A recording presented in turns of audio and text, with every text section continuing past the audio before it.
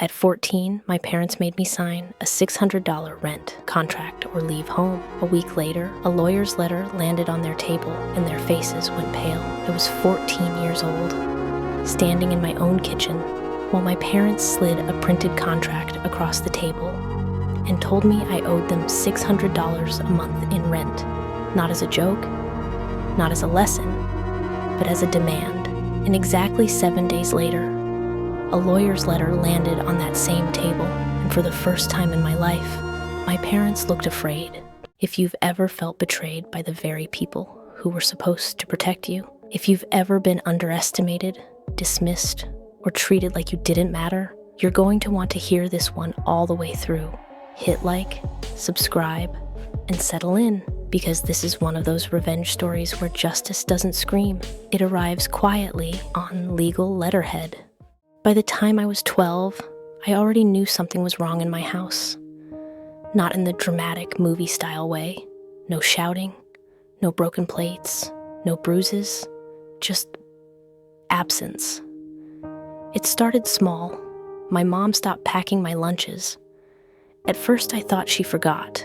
Then one morning, I asked her about it, and she didn't even look up from her phone. "You're old enough to handle it yourself," she said. "Figure it out." I stood there in my 2 small sneakers, backpack half zipped, stomach already aching, wondering how a 12-year-old was supposed to figure out food. A week later, it was school supplies, then clothes, then field trip fees. Anytime I asked, I got the same answer. You need to learn the value of money. Meanwhile, my dad was installing premium sports channels, ordering takeout 3 nights a week, upgrading his phone just because.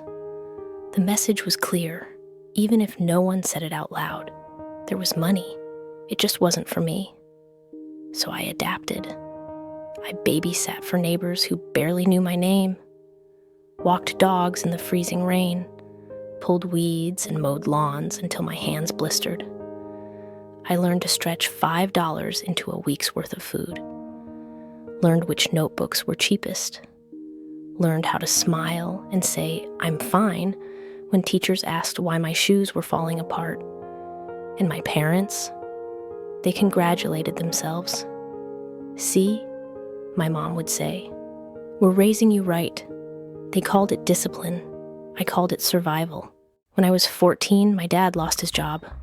Not suddenly, not unfairly. He'd been warned multiple times, late arrivals, missed deadlines, bad attitude. But when the paycheck stopped coming in, the stress rolled downhill, right onto me.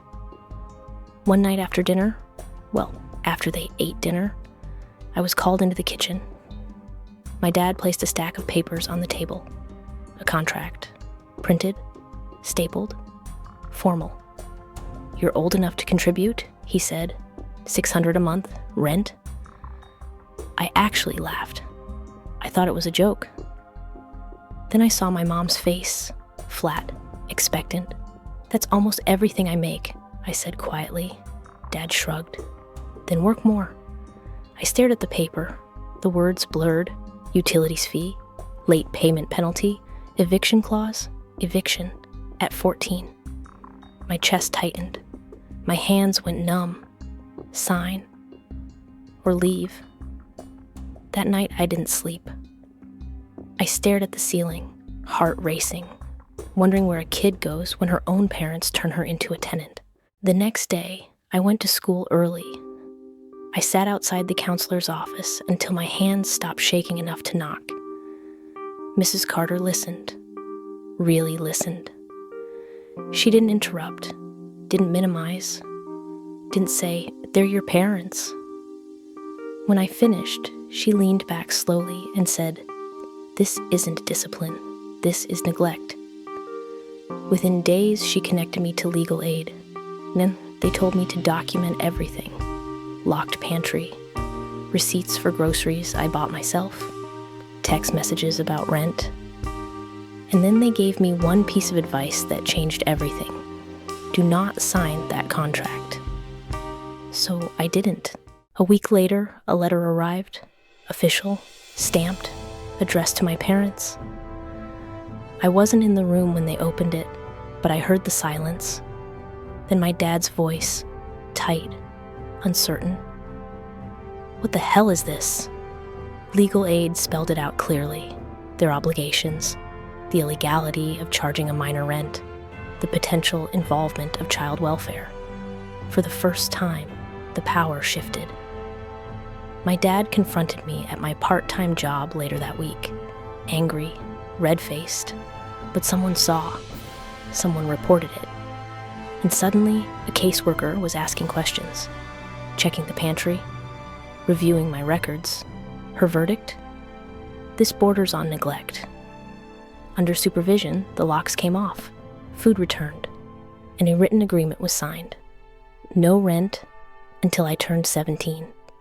They didn't apologize, but they complied, and that was enough. The real payoff wasn't watching my parents panic. It was the moment I realized they couldn't hurt me like that anymore.